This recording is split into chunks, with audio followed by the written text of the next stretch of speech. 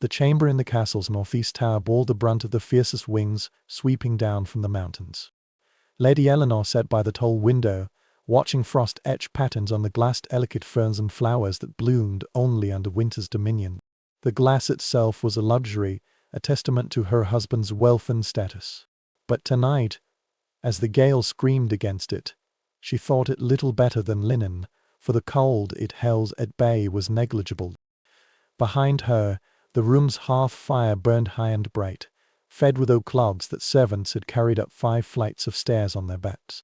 Tapestries on the walls stirred in a draught that somehow found its way through stone and fabric. They told their stories, knights slaying dragons embroidered in gold thread, ladies strolling through eternal summer gardens. She had seen them too many times, knew every stitch, every faded strand of thread. Her husband was south of the king's council, gone for 3 months. His absence had turned the castle from a home into a silent keep. Eleanor pulled her fur-lined cloak tighter. Even with the fire, even swathed in layers of wool and velvet, the cold always found a way to reach her. She should sleep. The hour was late, past midnight perhaps, but sleep had become elusive. Her physician called it melancholy, an imbalance of humours brought on by winter's darkness. He prescribed mulled wine with cinnamon, long prayers, and patience. But Eleanor suspected the cause was simpler. It was the cold that kept her awake, not the cold of the body, but of the soul. A cold that had little to do with temperature and everything to do with absence. These stone walls had been built by her husband's grandfather in a time of war. Every stone was laid with defense in mind, not comfort. Thick walls, narrow windows, a site chosen for sightlines, not livability. In summer, their mass provided cool shade, but in winter, this same stony bulk became a reservoir for cold that no fire could fully dispel. She rose from the window's seat and went to the hearth. The heat was almost a physical blow against her face, and she held out her hands. Her fingers looked pale, almost translucent in the firelight. The rings she wore, gold bands set with gems, felt heavy tonight, like manacles. They marked her station, bound her to this place, to duties she could not escape. She thought of her childhood home in the south, smaller but somehow warmer. Her father's manor was built of timber and stone, less grand and more welcoming. She remembered rooms dappled with sunlight, summers that seemed to stretch into autumn. The gardens that had been her refuge, filled with herbs and flowers her mother tended. The maid assistant in the corner stirred, opened her eyes briefly, then closed them again. Eleanor envied her this easy sleep. The girl was young, perhaps 16, from a village beyond the forest. She seemed to have adapted to castle life with an ease Eleanor sometimes envied. Eleanor returned to the window, looking out at the winter minerscape. The full moon turned the snow-covered hills into waves of silver. It was beautiful from a distance, a beauty that would be fatal up close. She turned her back on the window deliberately. Such thoughts were dangerous, the devil's whispers to a lonely woman in the deep hours. She crossed herself quickly. The room held every comfort: a fine closed chest lined with cedar, a book of hours with gilded saints, a polished silver standing mirror. Yet none provided what she wanted most: warmth, and the feeling of being less alone. All her wealth could not buy these. She sat at the writing desk, lit a fresh candle from the guttering stump of another. Before her was the letter she had begun to her husband 3 days ago, still unfinished. She looked at the familiar salutation and did not know how to proceed. "My dearest lord," it began. Then her hand had stopped, the quill hovering over the paper. What could she tell him? That she was cold, that she lay listening to the wind. These complaints seemed unworthy of her station, like a child's whining. Dipped it and continued writing. "The cold has settled deep into these stones, and I fear it will never leave." She paused. The words sounded dramatic, nearly foolish, but she let them stand, for they were true. "I think of warmth as a living thing," she wrote, "a spirit that favors some and abandons others. I believe it has abandoned this place." She knew this was fancy, near heresy, but in the deep night it felt true. The maid nodded softly in her corner. The fire crackled, sending up a shower of sparks. Outside an owl called, a lonely sound echoing between the towers. Eleanor went on with the letter, describing her days, the steward's accounts she reviewed each morning, the servants she supervised, the twice minus daily masses she attended. But between each mundane detail, the cold crept back into her words. She described the frost that formed on the inside of the window glass each morning, the water in the basin that froze despite being brought up warm, the wine that had to be heated before drinking, the bread that hardened overnight. I wake often in the night, she confessed to the parchment, certain I hear footsteps in the corridor outside my door. But when I send the girl to look, there is never anyone there. She hesitated, unsure if she should include this. These waking moments were the worst. That liminal space between sleep and consciousness where fears grew without cause. Her heart would pound as she strained to identify every sound, perhaps of door groaning as the temperature changed, tapestries rustling in a draught, ash settling softly in the grate. Her mind invented explanations, intruders, ghosts, warnings from God. But morning always revealed mundane causes. She knew these fears were childish, yet knowing did not make them vanish. She remembered winters from her youth, when she had slept soundly and woken to frost on the windows with delight, not dread. When had winter shifted from marvel to endurance? Perhaps after her first winter funeral for a servant's child who had not survived. Or 5 winters ago, when her own infant daughter had sickened, and no amount of fire or prayer could stop the cold from entering that small body. Since then, Eleanor had regarded winter with a deep, instinctive fear. She feared not the physical cold. She had learned to endure it with sufficient layers and fire. She feared what the cold enabled, what it allowed into the world: sickness, death, all the dark things that flourished when warmth retreated. She ended the letter with the usual courtesies, wishing her husband health, praying for his safe return. She signed her name, sprinkled sand to dry the ink, sealed it with wax melted over the candle flame, pressed with the hawk seal of her husband's house, that she kept in his absence. Tomorrow she would give it to a courier heading south. Whether her husband would understand what lay beneath the words, she did not know. She rose and went to her bed, a massive thing with carved posts and heavy hangings. The maid-servant had turned down the bedding. Eleanor climbed in, still wearing her chiffon cloak, unwilling to expose herself even briefly to the cold. The sheets were chilled, despite the warming pan that had been passed between them earlier, a metal pan filled with hot coals, wrapped in cloth and dread through the linens. The maid-servant drew the bed curtains closed, creating a dark cave of fabric. Eleanor lay still, listening to her own breathing, the thump of blood in her ears. The cold seemed to press down on her like a weight. She murmured the night prayers the priest had taught her, but tonight they felt hollow. Beyond the curtains, the fire shifted, settling. The maid-servant moved about the room, preparing her own pallet by the hearth. Eleanor heard the sigh. She lay down.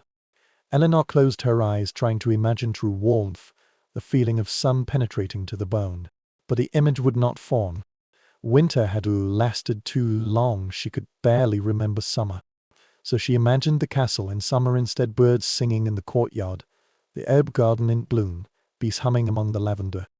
In her mind, the churchyard was green, rosemary growing thick and fragrant on her daughter's grave. This was the trick she had learned, an escape in the mind. Sometimes it was enough to bring sleep. But tonight, her thoughts kept returning to the present. She heard the wind finding its voice in the chimney, singing its endless dirge, and the summer castle dissipated. She shifted position, pulled the furs higher. Her body was warm enough, protected by wealth and foresight. But her mind remained cold, frozen with thoughts she could not escape. She thought of her husband in London. Was he cold too? Or did the city's crowded buildings and constant fires ward off the worst of winter? Perhaps he did not think of her at all. Or perhaps he also lay awake some nights, thinking of this northern keep and the wife he had left to manage it. These thoughts circled in her mind. She knew from experience that once this cycle began, sleep would not come for hours. Somewhere in the castle, a door slammed, the sound carrying through stone passages. She heard raised voices, perhaps guards on the walls or quarreling servants far below in the kitchens. The reminder that she was not alone in this place offered a sliver of comfort, however small. Dozens of souls sheltered within these walls. Yet she had never felt so isolated. In her position, solitude was expected, almost necessary. There was no family nearby. Her parents were dead, her siblings scattered to their own marriages and estates. Her husband was her only peer, and he was absent more than present.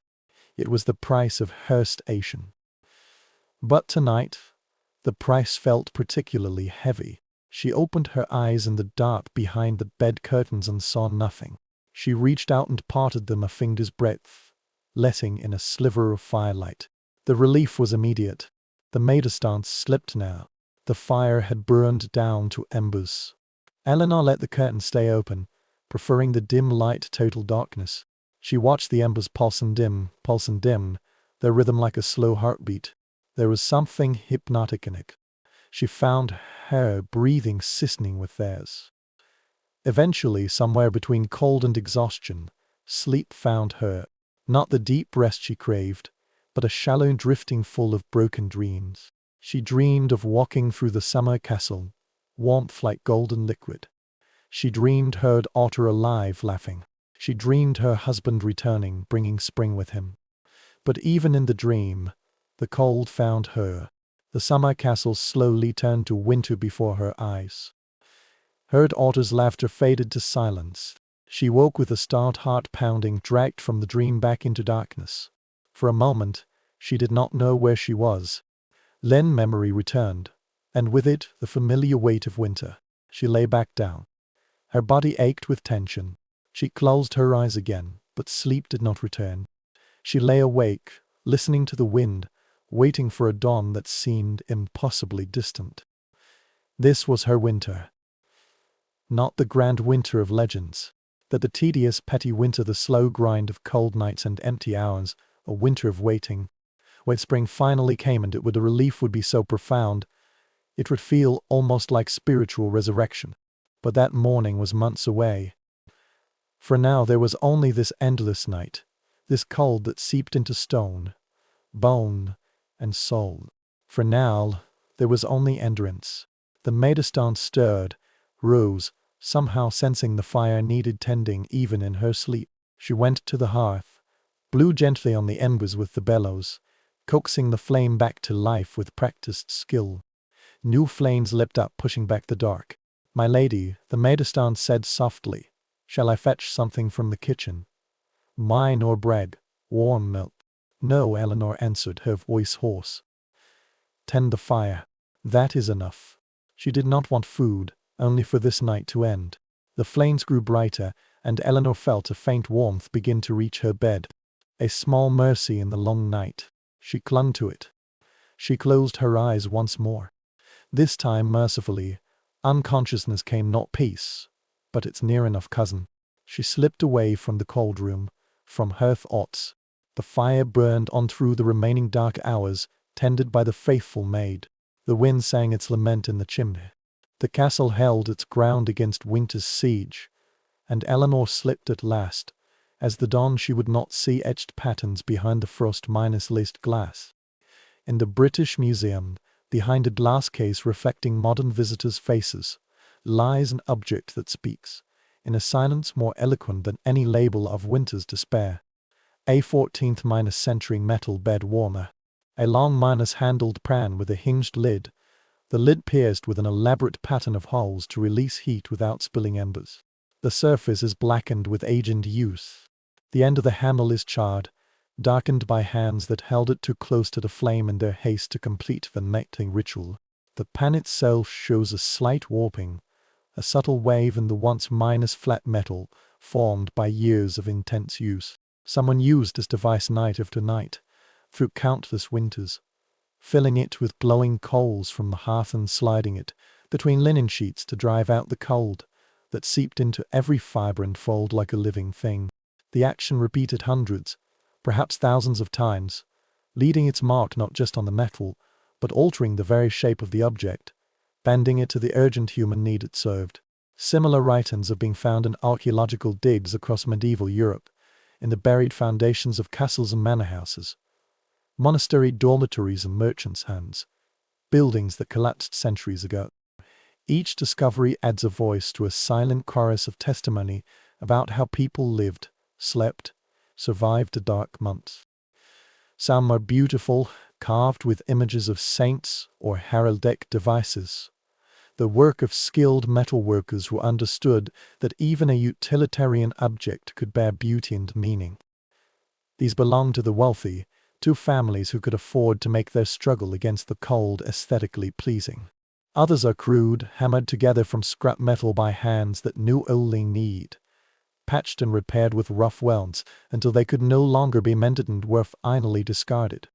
Each represents the same fundamental struggle, regardless of its elegance, the basic human need for warmth in a world that gave it grudgingly, if at all. But these artifacts raise as many questions as they answer, standing in their cases like riddles written nettle and soot. The charring, the melted handles, suggest something more than mere use.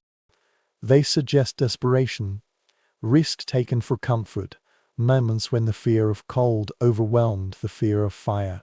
Fire in a medieval bed was a constant danger, whispered about by hearthside desks, warned against in household rules, mourned after tragedies.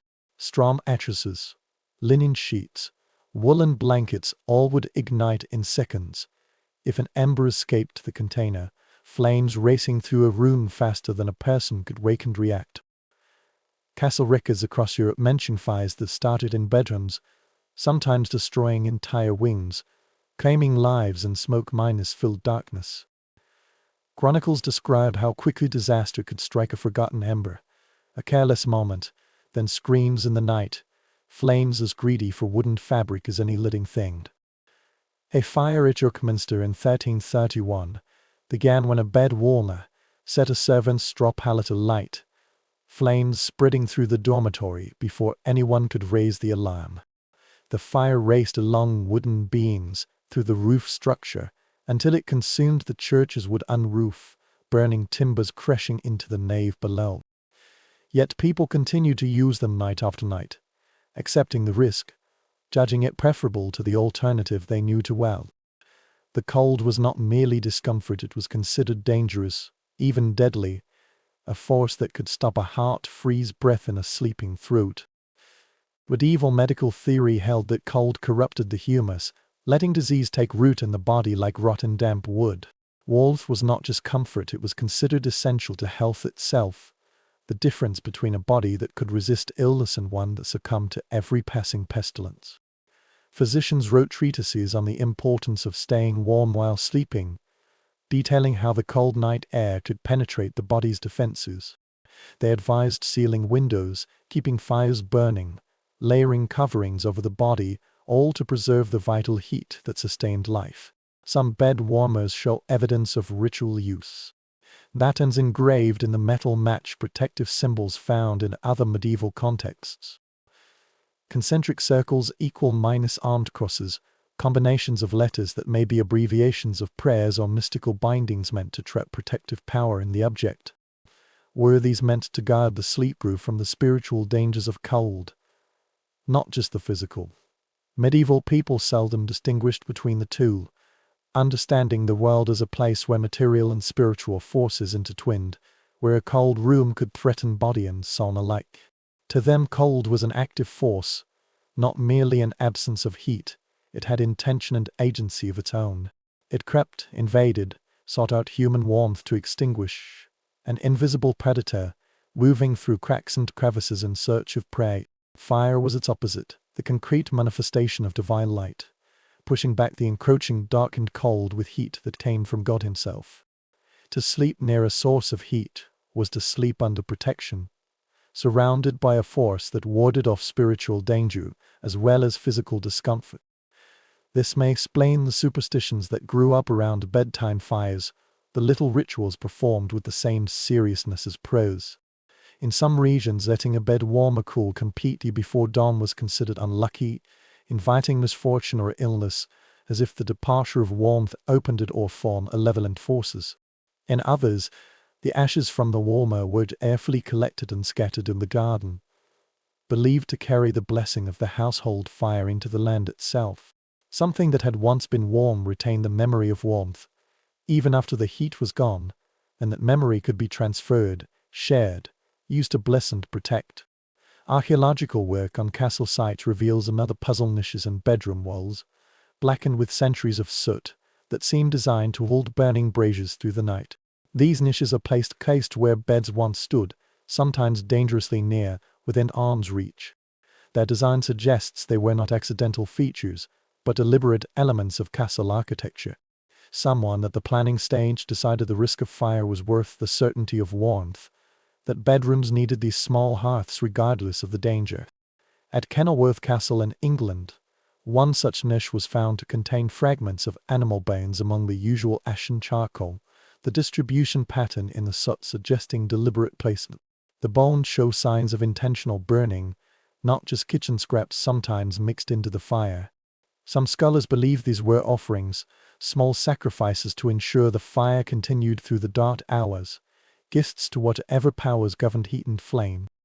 Others think they were simply fuel, anything combustible becoming precious when wood was scarce in a hard winter. The truth is likely less mystical than either explanation. Medieval people burned whatever they could, including bone, tallow, and peat, adapting their fuel sources to available resources.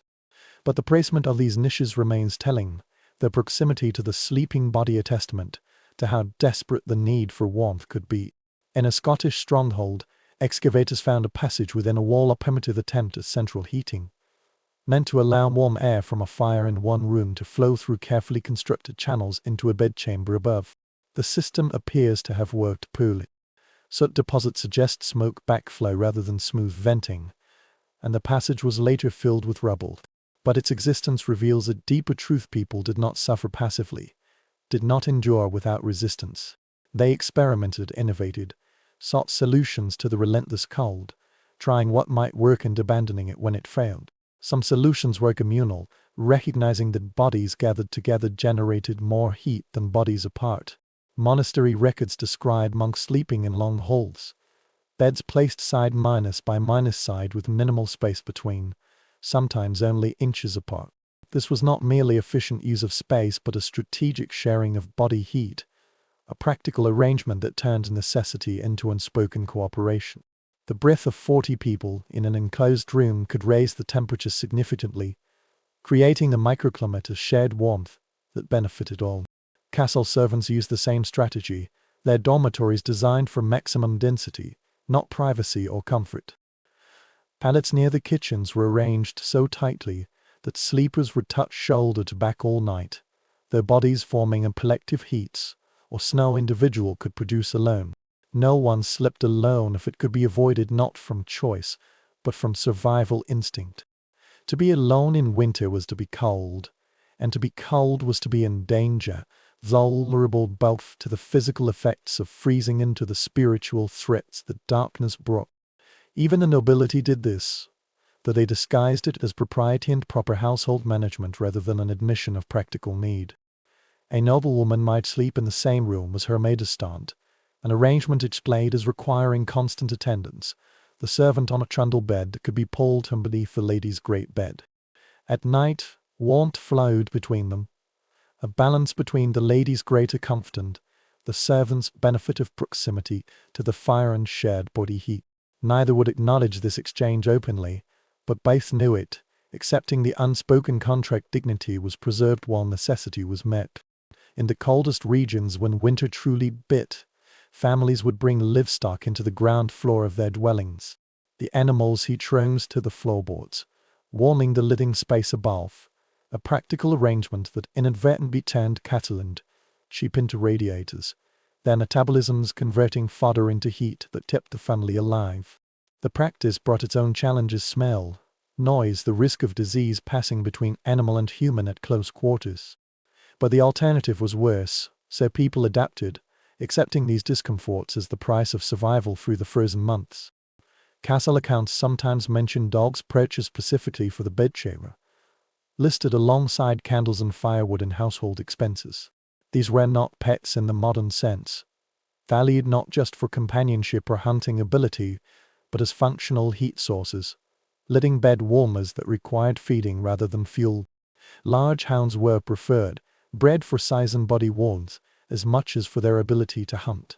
They would curl at the foot of the bed or lie atop the covers, providing a steady heat all night, their breath adding warmth to the air. The practice was so common it, the peers and religious texts, as metaphor the faithful dog warming its master even in sleep, never leaving his side. But the metaphor is rooted in plain need, in the real function these animals served in medieval households. Some castles kept cats for the same purpose, though they were less reliable partners in the fight against cold. A cat might wander off at midnight, taking its warmth elsewhere, following its own mysterious purposes, leaving the sleeper to wake to sudden cold, shivering and resentful. The wealthy could afford more exotic solutions, buying materials forever out of reach for ordinary people. Ermine and sable were prized not just for status, but for their insulating properties, their dense fur trapping air, holding body heat, creating a barrier against cold that wool and linen could not match. An ermine bed cover might contain the pelts of hundreds of animals, each trapped in northern forests where the fur was whitest, most precious.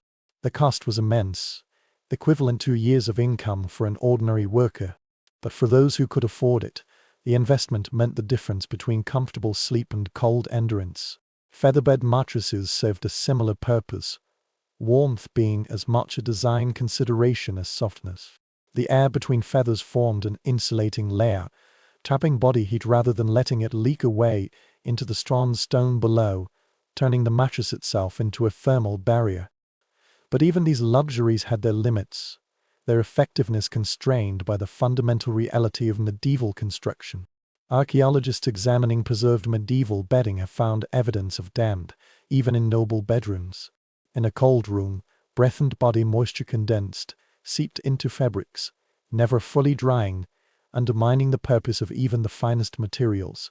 This damp made everything colder, creating a vicious cycle: comfort bred discomfort. Wet wool and linen conducted heat away from the body more efficiently than dry materials. A cruel irony: coverings meant to provide warmth became conduits for cold, drawing heat from the skin to dissipate into the air. Some medieval texts advise frequent changing of sheets to prevent moisture build up, suggesting weekly change or mold. But in winter, there was nowhere to dry wet sheets except by the fire, which was also needed for cooking, warmth, and the other daily necessities of survival. The result was a compromise with discomfort, accepting a certain level of damp as inevitable, compensating by piling more coverings on top rather than solving the root problem. Sleep became a matter of managing cold rather than achieving warmth, of making discomfort bearable rather than creating true comfort. Correspondence among nobles occasionally mentioned sleep quality as a point of competition or conversation, revealing much about household management and resources. "I slept warm last night" was a boast, evidence of successful housekeeping, perhaps even of divine favor, a sign that God smiled on this household. The letters reveal the opposite as will complaints of cold nights, requests for advice on improving sleeping arrangements, descriptions of discomfort that paint vivid pictures of suffering. Some writers speak of waking to frost on their blankets, water freezing in the basin by the bed, seeing their breath even in the bedroom with a fire burning. The philosopher Roger Bacon, writing in the 13th century, proposed that warmth during sleep was crucial to the formation of dreams, believing the body's heat at rest influenced the mind's visions. He believed cold sleep produced nightmares while warm sleep allowed prophetic visions, linking bodily comfort to spiritual insight. Whether this was medical theory or wishful thinking, it reflects the centrality of the warmth question in the medieval consciousness, its penetration even into philosophical discussion. Even the quality of dreams was thought to depend on it, making warmth and sleep a matter not just of physical comfort but of mental and spiritual health. Some castle inventories list warming stones, large smooth stones heated in the fire, then wrapped in cloth and placed in the bed. Unlike metal bed warmers, these stones held their heat for hours, cooling so slowly the change was almost imperceptible, providing steady warmth through the dark hours. The practice lingered in rural areas into the 20th century, a medieval solution outlasting the Middle Ages by centuries. Its effectiveness lay in simplicity. Stones were everywhere, heating them cost nothing, and the result was reliable warmth without fire danger. But in castles where appearance mattered as much as function, the more elaborate metal bed warmer was preferred despite its limitations. It could be engraved with a family crest, displayed as evidence of wealth, passed down as an heirloom carrying family history and status. Function and status intertwined, as in so many aspects of medieval life, each reinforcing the other. Even the struggle against the cold became an opportunity to display hierarchy, to show wealth and cultivation through the quality of a bed warmer or the thickness of furs. Yet all these solutions, bed warmers, furs, dogs, stones, shared a fundamental limitation. No wealth or ingenuity could overcome. They provided borrowed warmth, heat taken from once awesome temporarily applied to another, never generating anything new, only redistributing what already existed. The fire lent its warmth to the metal pan, the pan to the sheets to the sleeper. With each transfer, some portion was lost, dissipating into the cold air and colder stone, radiating into the massive chilly fabric of a medieval building that absorbed heat like a sponge. By morning, everything was cold again, the warmth gone as if it had never been. The cycle began anew, the fire rekindled, objects heated, warmth chased for another day, repeating the same ritual performed the night before and to be performed the night to come. This sense of warmth was temporary, something that had to be constantly renewed through effort and vigilance, shaped the medieval attitude toward comfort itself. Nothing lasted. Nothing was permanent except the cold which waited patiently for fires to die and warmth to dissipate. Perhaps this is why medieval religious texts so often used warmth as a metaphor for divine grace. Both were seen as gifts from outside, visits rather than permanent possessions. Both could be withdrawn at any moment, leaving the soul as cold and impoverished as a body without fire. The language of religious piety borrowed extensively from the vocabulary of fire and warmth, speaking of hearts burning with love's flame, of the warming presence of the Holy Spirit, of charity as fire warming or lit up. These were not empty metaphors but comparisons rooted in lived experience, in the daily struggle to maintain warmth.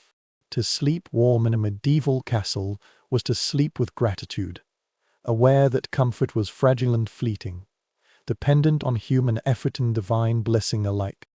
The cold waited patiently just outside the circle of firelight, ready to return, a constant presence that never truly left. And it always returned, as certain as dawn, as inevitable as darkness.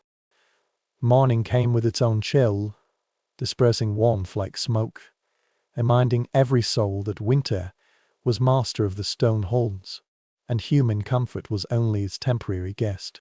The bed warmer in the museum collection, with its char marks and worn handle, tells the story more eloquently than any words. Its surface records nights of use by the hundred. Each mark is a night someone fought the cold. Each repair is proof of a decision to try again, to continue the struggle rather than surrender to discomfort. The handle smoothed by countless contacts with skin, the metal warped by the pressure of hands desperately preparing a bed for sleep. These where patterns reveal the grip, the angle at which the warmer was held, the pressure applied by hands urgently in need of warmth. Some warmers show evidence of expensive repairs, indicating that even broken or damaged ones were too precious to discard, their function too important. Patches welded on, handles replaced, hinges mended, all to prolong the life of an object serving so vital a function. These were not people who suffered with resignation, accepting cold as an unchangeable fact. They were people who innovated, who shared, who risked fire for warmth, who understood that comfort had to be recreated each night through effort and care. In this sense, the puzzle of the bed warmer is not truly a puzzle at all but a window into daily life. It is simply a human story told in metal and ash, the endless, patient struggle to carve out a small space of comfort in an indifferent world. The cold was not an enemy that could be defeated, not something that could be banished permanently by any effort or cleverness. It could only be held back, pushed away for a few hours, and then it inevitably returned. And so they held it back, night after night, generation after generation, passing down the knowledge and techniques for maintaining warmth. Grandmother to mother, mother to daughter, how to properly make a bed, how to heat a warmer, how to layer covers for maximum warmth. This knowledge was practical but also near sacred, part of the essential wisdom that meant the difference between survival and death. To know how to stay warm was to know how to survive, and this knowledge was shared as carefully as any other precious possession. The warmth was borrowed, yes, from fire, from animals, from each other, taken from wherever it could be found and carefully husbanded. But they learned that borrowed warmth was better than none, worth the effort of acquisition and maintenance. And in the borrowing, the sharing, the nightly renewal of the struggle, something else was created. Not just warmth, but the bonds of human connection that formed around shared hardship. The knowledge that others fought the same battle, suffered the same cold, sought the same solutions. The loyalty and friendship forged among servants sleeping in crowded dormitories from the shared experience of cold nights. The intimacy created among families huddled together for warmth, an intimacy that might be eroded by later prosperity, but that winter demanded and nurtured. Even between classes, the shared struggle against the cold created an understanding, though it might never be openly acknowledged. The bonds that developed between a noblewoman and her in Edelstein wintering in the same room, shaped by their mutual need for warmth, by the reality that comfort required cooperation. Monasteries understood this, making the shared struggle against cold part of their spiritual discipline. Monks sleeping in a common hall learned humility in the dependence on each other's body heat, patience in their shared endurance of discomfort, charity in their sharing of limited warmth. The lessons extended beyond the dormitory, shaping how communities functioned through the long dark months. Winter created dependencies that summer's abundance erased, forcing people to rely on each other in ways prosperity made unnecessary. The sharing of fire was governed by custom, sometimes by law, the expectation that those who had fire would share its warmth with those who did not. A blazing hearth, while a neighbor shivered, violated not just charity, but the social bonds that made collective survival possible. The castle hall became a gathering place in winter, people from the surrounding area coming to share the warmth of a fire they could not maintain in their own homes. This was not charity but mutual obligation, an acknowledgement that some resources were too important to hoard. These gatherings served multiple purposes. Warmth was one, but also news, entertainment, the maintenance of social ties that would natter when spring returned. Stories were told, songs sung, knowledge and gossip shared, all while warming themselves at the castle's expense of wood. The smoke from these fires would have marked the castle from miles away, rising like a signal into the winter sky. To see smoke was to know the fire still burned, warmth still existed. The human community had not yet yielded to winter's siege. And a siege it was, no less real for being waged against weather rather than armies. Medieval writers described winter in military terms: invader, conqueror, a force that surrounded and besieged human dwellings, cutting them off from the world. Preparing for winter resembled preparing for war, stockpiling supplies, fortifying defenses, ensuring enough fuel and food to weather the assault. The consequences for the unprepared were as severe as for a defeated army. Chronicles mention winters that killed the unprepared, describing people found frozen in their own homes, fires gone out because fuel had run out or never been gathered. These deaths were avoidable but required planning and effort, required recognizing that winter was coming and would be merciless to those who ignored its approach. The bed warmer becomes more than a simple comfort tool. It represents human determination not to surrender, the will to carve out comfort even in the deepest part of winter's siege, to create a small victory against an overwhelming force. Every night that ended with warm sleep was such a victory, small but real. Every dawn that began with a sleeper alive and intact was proof that human ingenuity and effort could hold natural forces at bay, temporarily. The bed warmer preserved in the museum is itself a kind of survivor, an object that endured when most of its contemporaries succumbed to rust and rot. It now exists as a witness testifying to how our ancestors lived, struggled, endured. Behind museum glass, it speaks to us across centuries, telling stories of cold nights and desperate measures, of risks taken and comfort sought. It reminds us that the past was not a pageant of romance but a place of real hardship, where comfort required constant effort. The people who used these warmers, nobles and servants, monks and merchants, are long gone, their names mostly forgotten, their faces lost to time. But something of them survives in the objects they used, in the marks their hands left, in the evidence of their daily struggle. We can read their lives in the wear patterns on the handle, in the repairs made to prolong the object's usefulness, in the careful engraving that turned necessity into beauty. These details reveal people who cared about how they lived, who sought not just survival but dignity and comfort. The medieval world seen through these objects becomes less distant, more human. The distance of centuries collapses when we recognize in these warmers our own longing for warmth, our own willingness to risk for comfort, our own ingenuity in problem-solving. Winter still comes, though we meet it with technology those medieval sleepers could not imagine. Central heating, electric blankets, insulated buildings. We have solved the problem that plagued them, made warmth reliable and constant, no longer borrowed and temporary. But we have also lost something. Perhaps the awareness of warmth as a precious thing, the gratitude for comfort, the bonds formed in shared struggle. What we take for granted, they fought for nightly. What we consider basic, they considered luxury. The bed warmer reminds us of that difference, standing in its case like an emissary from a harder world. It speaks of an era when sleep itself required courage, when the simple act of going to bed involved risk and preparation, when warmth was not a given but an achievement. By understanding their struggle, we may gain a new perspective on our own comfort, a recognition of how far human ingenuity has brought us. The distance from a charred bed warmer to a thermostat represents not just technological advance but a fundamental change in how we experience the world. Yet the basic human needs remain unchanged. The desire for warmth, for comfort, for safety, the need for sleep, the tools have changed. But the needs remain, as fundamental to our well-minded being as to theirs, as essentially human. The bed warmer in the British Museum will remain behind its glass, slowly gathering the dust of centuries, silent, unless someone takes the time to listen to its story. But that story is worth hearing, worth preserving, worth remembering.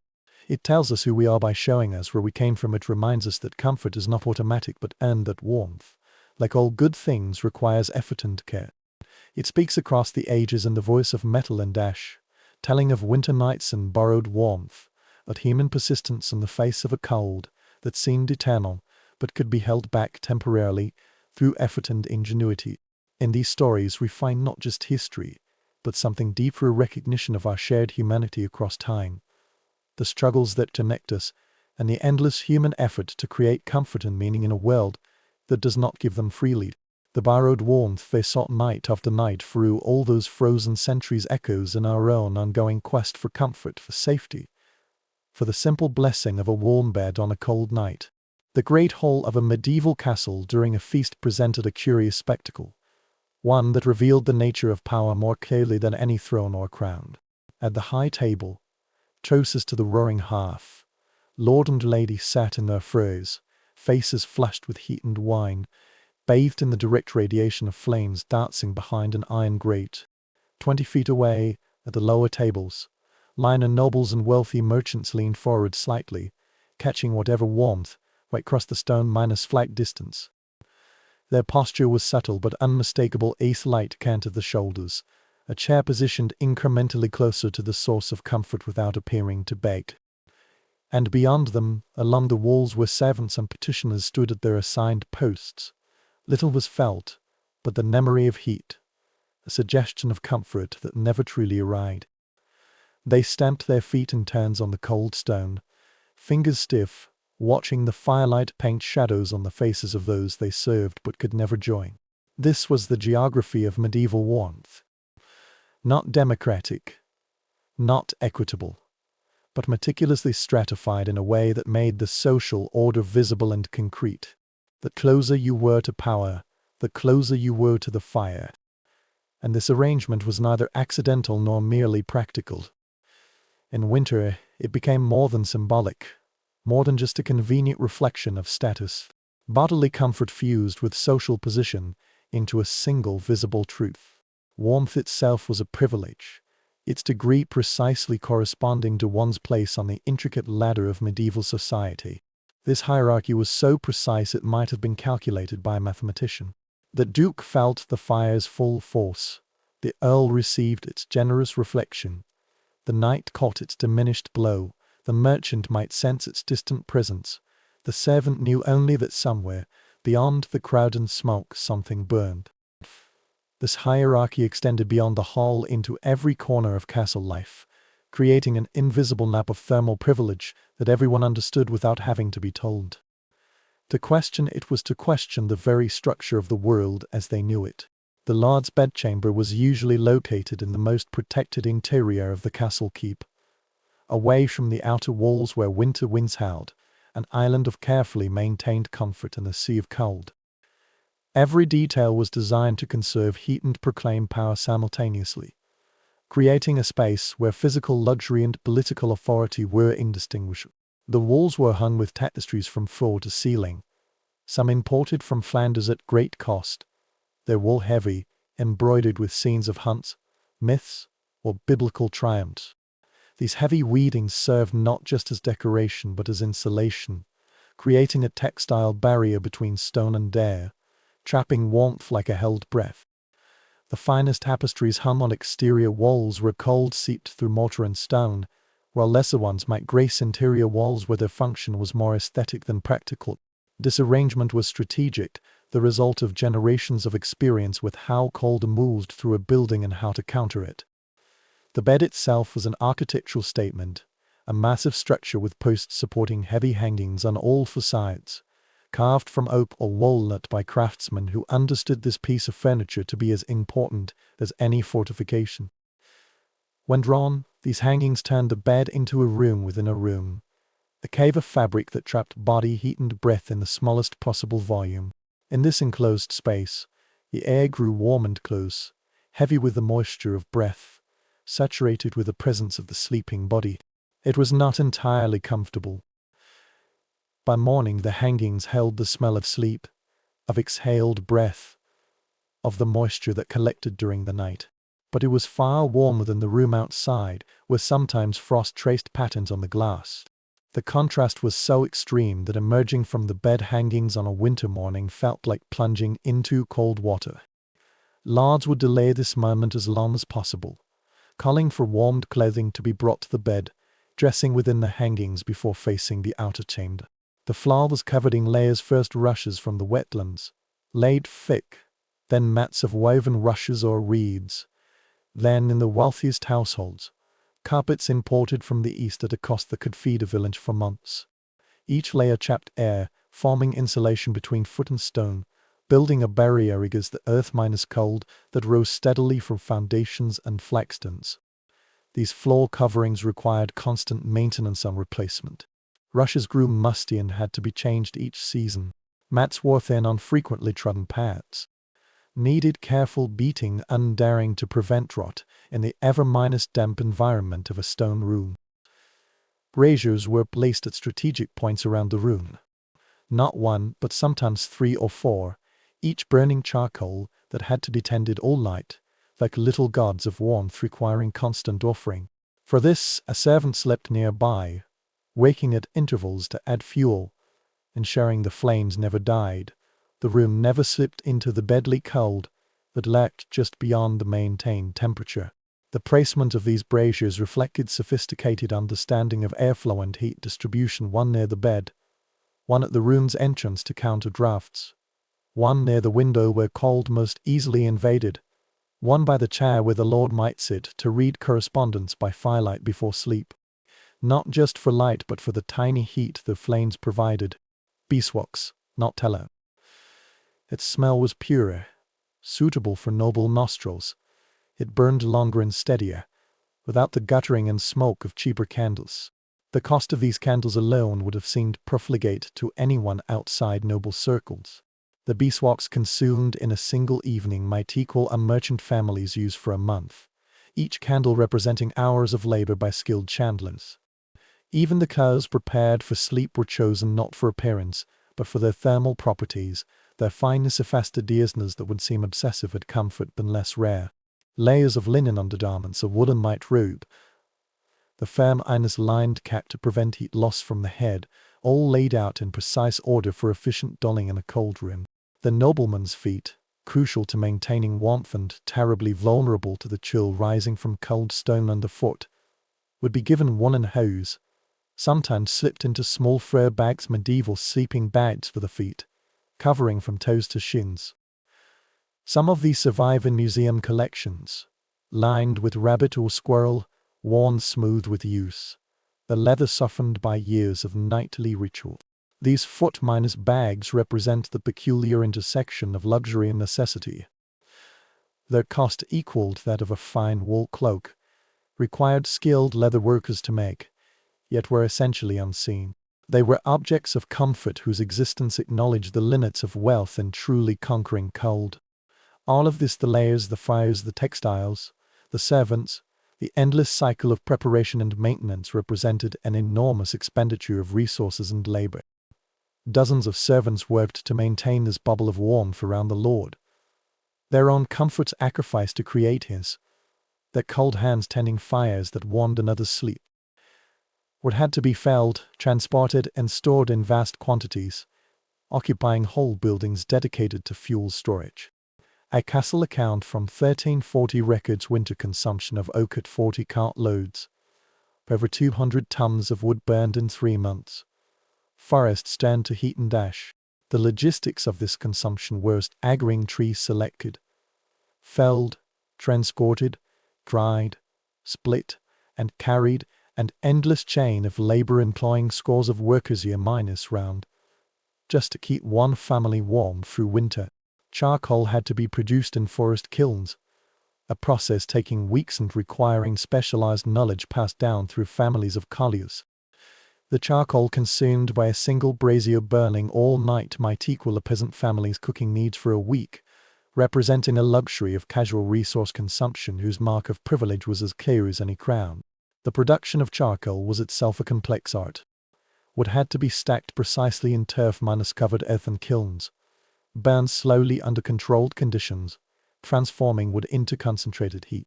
The process required constant attention. A mistake could mean days of labor wasted. Fabrics had to be woven, sewn into hangings and coverings, maintained through seasons of use, and eventually replaced when they rotted from damp and smoke, fibers yielding to the moisture that permeated every stone building. The tapestries that adorned noble rooms represented years of labor by skilled weavers, their hands moving thousands of individual threads to create images that ultimately served primarily as insulation. These textiles arrived at the castle as treasures, colors vibrant, patterned sharp. Within a decade, they were darkened by smoke, edges worn by touch, images blurred. But they continued their primary function as barriers to cold, growing more valuable as insulation even as they lost aesthetic value. Yet for all this effort and expense, for all the armies of servants and forests of fuel, the cold still found ways to invade. Castle accounts mention lords complaining of poor sleep, waking to find frost on the inside of window blasts, feeling drafts through rooms that should have been sealed, knowing nights when no amount of covering sufficed against winter's invasion. Lofts were particularly maddening. Invisible currents of cold air seemed to flow through solid stone, finding cracks in mortar, spaces around window frames, gaps where tapestries did not quite meet the floor. These air currents moved through rooms like cold ghosts, extinguishing candles, stealing warmth with relentless malice. King Edward I of England, in letters to his chamberlain, repeatedly demanded improvements to the royal apartments in the Tower of London, his increasingly urgent commands betraying palpable frustration. "The rooms are too cold," he wrote, "unsuitable for winter habitation, unworthy of a king, yet they seemed beyond improvement." His letters reveal a man accustomed to obedience facing a force that acknowledged no authority. Stone, wind, and winter cared nothing for royal blood or political power. They simply continued their ancient patterns, ignoring human protest. Even a king could not command the weather, could not impose warmth on unwilling stone, could not order the cold to cease, as he might order an army to halt were a subject to obey. The performance of comfort, the appearance of warmth and ease, was easier to maintain than the reality, and medieval nobles became masters of this performance, even as they shivered in private. A visitor to a noble bedchamber would see fires blazing, smell the sweet scent of incense mixed with wood smoke, feel the soft luxury of carpets underfoot. They would conclude but here that at least winter had been conquered, that wealth and power had achieved what ordinary folk could only dream: true comfort in the cold season. But the noble, lying awake at 3 in the morning, listening to the wind howl around the towers like the voices of the dead, knew otherwise. The warmth was real but fragile, requiring constant maintenance, and still insufficient against the persistence of cold, a temporary victory that had to be -1 every night. There is a 15th-century portrait of a French nobleman in his bedchamber, painted by a court artist commissioned to record the luxury and ease of noble life. He sits upright in bed, wearing a firm Ines-lined robe and a cap, though indoors in the warm sanctuary of his private place. Behind him, we see the drawn -back bed hangings, revealing the carefully arranged room, a brazier glowing nearby, promising warmth, a servant in the background tending to something, perhaps adding fuel or adjusting a hanging. The scene is meant to show comfort, leisure, the ease of noble life, even sleep surrounded by beauty and service. But look closely at the nobleman's face, look with an eye for what the painter captured beyond his intent. The expression is not relaxed but alert, almost tense, the eyes reflecting a wakefulness that speaks of sleep disturbed by cold rather than rest achieved in peace. His hands, emerging from firm lined sleeves like pale creatures seeking refuge, reach toward the brazier in a gesture that contradicts the message of comfort achieved the portrait intends to convey. The fingers are slightly curled, unconsciously craving heat. The portrait inadvertently captures the truth beneath the appearance. Even surrounded by the trappings of comfort, cold remained a presence that had to be actively resisted every moment. Warmth he was not a state of being but a continuous activity, a battle never quite finished, even in victory. Castle inventories reveal the extent of this performance, the sheer scale of materials required to maintain both the appearance and the partial reality of noble comfort. An inventory from a 14th-century French castle lists 43 fur bed covers, 80 wool blankets, 36 featherbed mattresses, 28 sets of bed hangings of varying quality. Each represented a considerable investment, required specialized storage and maintenance. This was not merely excess for luxury's sake, not just decoration or display. It was the minimum required to get a noble family through winter. Each item would be rotated through rooms as needed, some in use while others were aired in whatever winter sun might be available, some repaired by servants whose days were spent in bedding maintenance. The logistics of managing all this were a full Einstein job in themselves, requiring organizational skill and practical knowledge. The chamberlain oversaw it with the attention of a military commander, but beneath him was a subset of servants specifically tasked with bedding, heating, and textile maintenance, each with a specific role in the endless campaign against cold. They knew which rooms held heat best, which needed extra braziers on particularly bitter nights, which beds required more padding depending on who slept in them and their sensitivity to cold. They knew to move the lord's bedchamber to a south-facing room in deep winter, to take advantage of whatever sun might appear during the short days, dancing a complex thermal optimization dance that moved entire bedroom furnishings. This knowledge was practical, hard -1, passed down not by written instruction but by demonstration and correction, from experienced servant in Maine. The castle's institutional memory was more reliable than any written record, residing in the hands and habits of servants who spent decades learning how cold moved through stone, how to capture and hold warmth. Yet all this effort and expertise could be undone by a single exceptionally hard winter, by a stretch of weather so severe that no amount of human cleverness could compensate. When temperatures dropped low enough, when the wind blew cold and steady long enough, no quantity of fuel or fabric could maintain comfort, and even the most elaborate preparations felt inadequate. Chronicles mentions such winter's wine freezing in its containers despite storage in the warmest rooms, inked freezing in inkwells, making correspondence impossible. Nobles, abandoning castles entirely for smaller townhouses where rooms were smaller and easier to heat. Even privilege had its limits, and beyond those limits, wealth and status offered no protection. The nobles themselves were aware of this irony. The stone fortresses they built to proclaim power, to secure themselves from human enemies, became prisons of cold in winter. Some writing from the period expresses this explicitly, with a candor that suggests the authors felt it safe to admit weakness, when the enemy was nature, not man. A nobleman's letter to his son, preserved in archives, offers advice on castle life with the blunt honesty that sometimes appears between family members. The walls that protect you from your enemies also protect the cold from leading. You will learn to love summer as you never have before, and be grateful for heat you took for granted in your youth.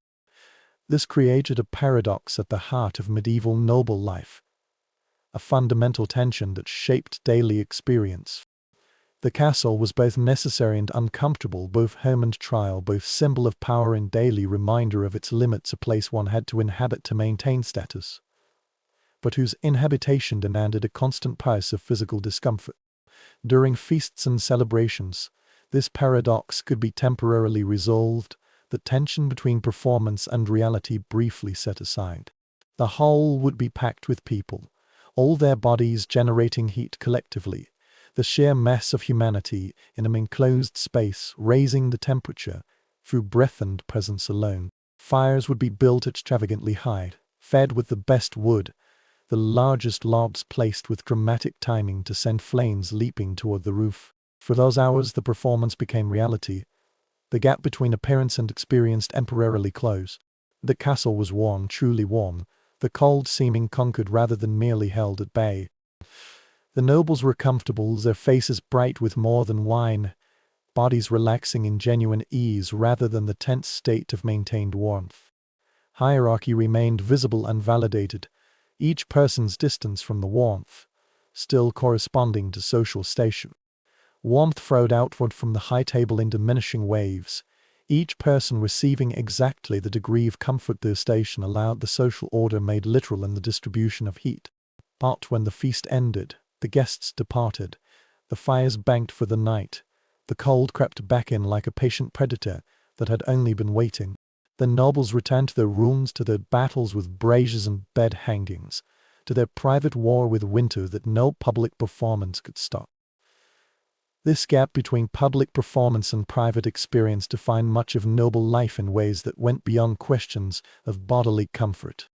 In public, they were powerful, comfortable, secure, masters of their domains and surroundings, people whose will became reality through the labor of others. In private, they were as vulnerable to the cold as anyone. Perhaps more so, because they were so acutely aware of the contrast between what should be and what was. The servant who had never known comfort might sleep more soundly than the lord who had tasted it and knew how fragile it was, how much labor and expense was required to maintain even its approximation. Some nobles developed elaborate bedtime rituals designed to maximize warmth and minimize the anxiety of the long night ahead.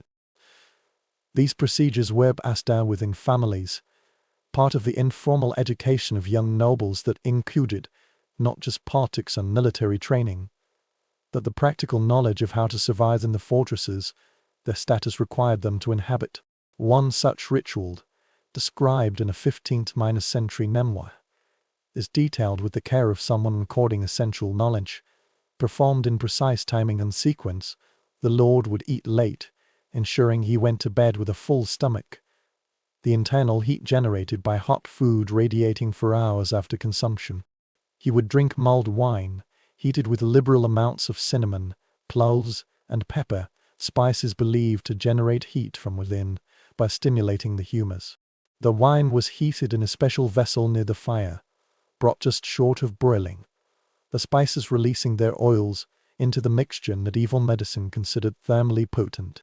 Then he would enter the bedchamber at a precise time, not too early so that the fire's work was not yet done, not too late so that the cold had begun to reassert itself in the space servants had prepared for hours. The bed hangings were already drawn, trapping the warm air within the enclosed space, creating a microclimate cultivated through the entire evening. The warming pan had been passed between the sheets multiple times. The metal pan filled with hot coals or the cloth-wrapped heating stone, systematically drawn across every part of the mattress to drive out the chill that the stone walls inevitably conducted. The sheets themselves might have been warmed by the fire before being laid out, so that every element of the bed carried heat, rather than relying entirely on the Lord's body to provide it. He wouldn't dress by the brazier, removing clothes in stages while staying near warmth, never fully exposed to the cold air at any moment. Then he would slip into bed with a practiced motion, pulling the hangings closed behind him, with minimal loss of the accumulated warmth, sealing himself in the fabric sanctuary. A servant would remain outside the hangings but within the room, sitting on a small stool or pallet near the door, tending the fire through the night. This servant's role required the ability to wake at regular intervals without fully waking, to tend the fire in a half-minus sleeping state, a talent some possessed naturally. If the Lord woke as he often did, needing to relieve himself after the wine, or from dreams, or from a sudden awareness of cold, he could call softly to the servant to adjust a brazier. The servant would add fuel carefully, ensuring the flames did not leap too high, merely maintaining a blow of coals, would check the hangings for draft scores by shifting fabric, would adjust them if the wind mellow. The servant's very presence, beyond the practical service provided, was also a comfort, a guard against the fears that darkness and cold brought to a solitary mind. Waking alone in the dark with only the wind around the stones produced an anxiety that the presence of another human being, however lowly, helped dispel. This arrangement a noble sealed in fabric warmth, a servant outside maintaining vigilance, sustaining the conditions that made sleep possible, became a microcosm of the medieval hierarchy. The Lord's comfort required the service of another, and that service was so essential it continued even in the most intimate, most vulnerable human state of sleep. Yet there was also something near-minus intimate to these arrangements, something that violated the usual distance hierarchy demanded. The servant heard the Lord's breathing change rhythm through different stages of sleep, heard him mutter or cry out in dreams, heard the midnight fears when he woke fully from cold or nightmare. The Lord, in a sense, entrusted his life to the servant, for fire in a bedroom was so dangerous that with a moment's inattention it could spread to hangings or floor coverings. This trust created a bond rarely acknowledged openly, but felt keenly by both parties, a connection existing outside the formal structure of Lord and servant.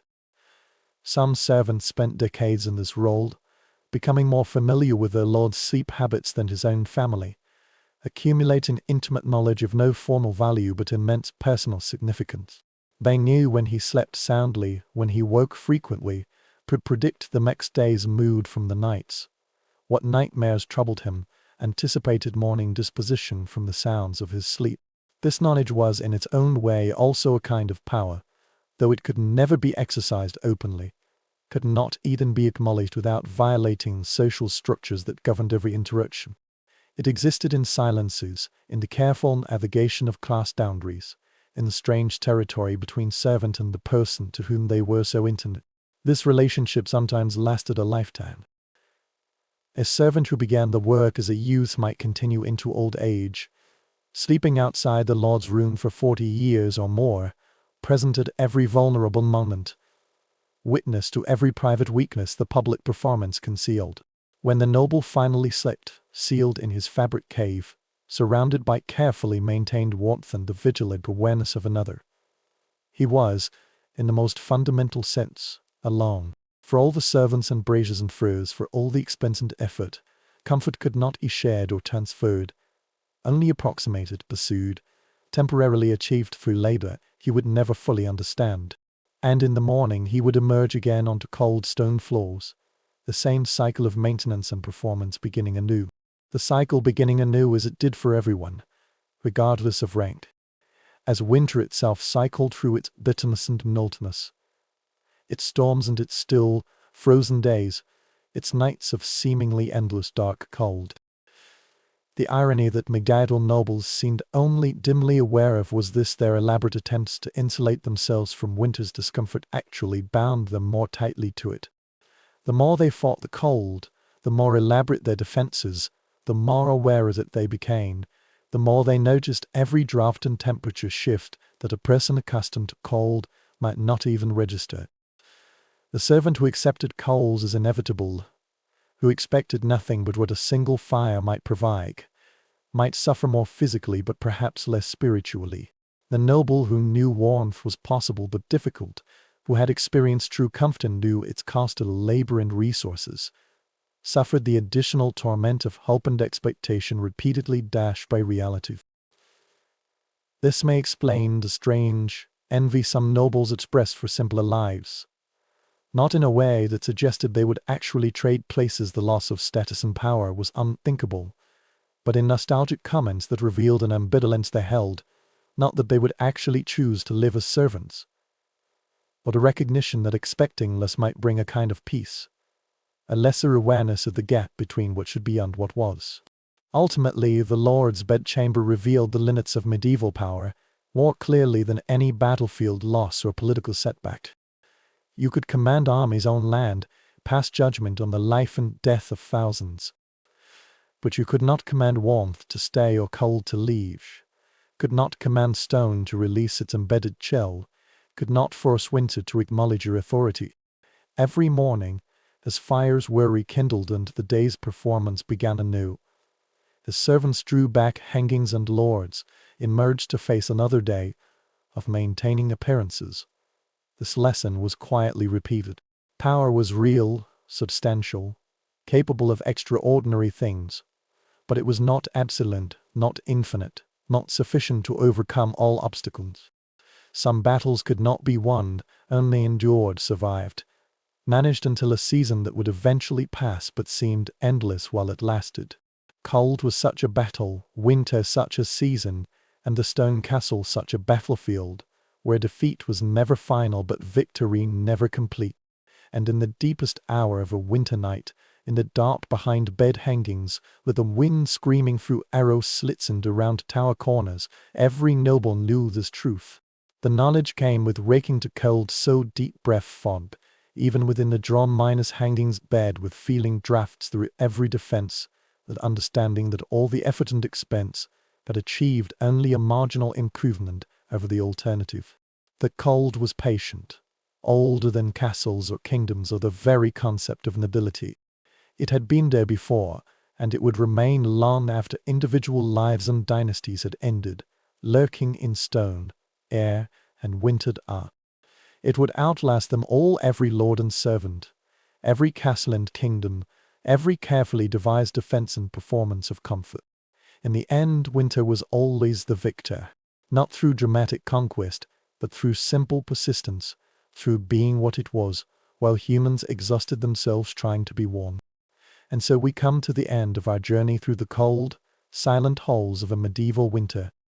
We have walked these stone corridors together, felt the frost on ancient glass, listened to the wind sing through arrow slits.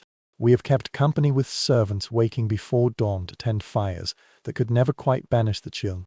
We have sat with Lady Eleanor in her hour, watching frost-etched patterns as sleep eluded her. We have examined the mystery of bed warmers and borrowed heat, as tiny human innovations against an indifferent cold. And we have glimpsed the Lord's bedchamber, where comfort was both performed and achieved. Across differences of rank and circumstance, what connects these stories is the simple, universal struggle against winter's patient siege. Everyone in the castle, from the lowliest servant to the highest noble, faced the same basic challenge: how to find rest when comfort was elusive. They learned what we in our heated homes sometimes forget, that warmth is not a permanent state but a temporary victory won through effort and renewed each day. That sleeping in discomfort requires a kind of courage we seldom acknowledge. They learned gratitude for small mercies: a moment by the fire, a dry cloak, the warmth of a shared blanket. They learned that sometimes survival itself was achievement enough. And they learned what we might envy: the bonds forged by shared hardship, bonds that comfort can never create. Servants sleeping shoulder to shoulder, the lady whose maid tended her fire all night, The Lord who trusted a servant with fire in the dark. All these relationships were shaped, in part, by the shared experience of winter. Tonight, as you lie in your own bed, warm, comfortable, sheltered from weather, perhaps you can appreciate, were it not for central heating, insulation, the miracle of warmth that arrives without thought or effort. You need not wake before dawn to kindle a fire or draw water from a frozen well.